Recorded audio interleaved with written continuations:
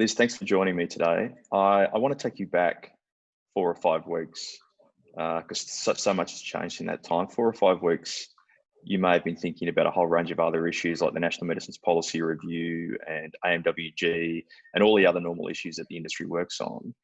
And the last 4 or 5 weeks, it seems it must be like a whirlwind for you. Everything's completely changed, hasn't it? It's really interesting, Paul, because if you remember, we had this extraordinary summer with bushfires and bushfire crisis.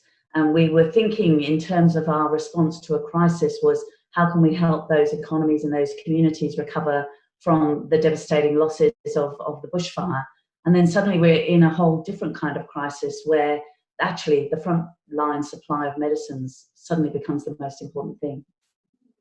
Tell me, I mean, a couple of weeks ago, things looked quite challenging in terms of the supply chain, but it seems that things adjusted, and there are obviously day-to-day challenges, and you've spoken about those, and we've spoken about them. But how do you think it's going generally from a medicine supply chain perspective? I think that this whole event has identified some of the strengths, but also some of the weaknesses of our complex globalized supply chain. One of the strengths of that is that the innovative industry and my members have diversified manufacturing, diversified supply chains. They don't rely solely on India and China for all of their goods. And they have very strong relationships with freight companies and manufacturing sites around the world to ensure that the supplies still come to Australia. One of the weaknesses we've seen is that when you have something that's going to actually affect your border control and affect your entry into a country, then you have to have contingency plans in place so that you don't disrupt supply for reasons that are not related to the drugs not being available, but are related to the supply chain routes. International freight is incredibly important, isn't it? I mean, Greg Hunt has spoken about it. You've spoken about it.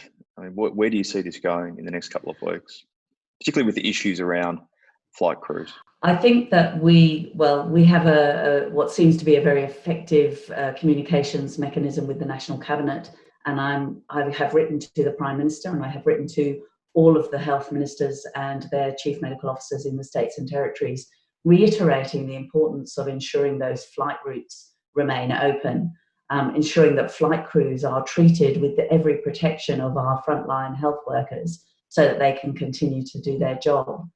The international freight routes are critical, and then there is also the opportunity for us to think about what contingencies we might set in place for the future.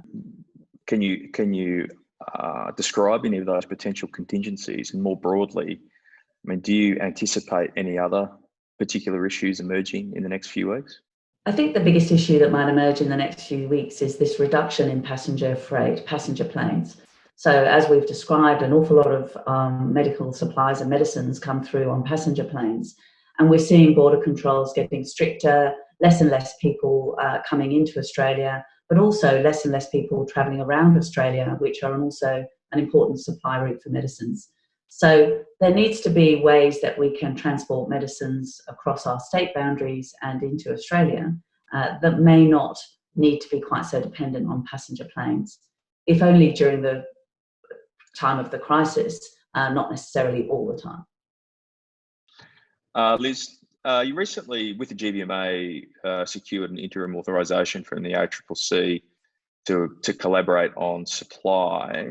Any more insight into how that's going to operate?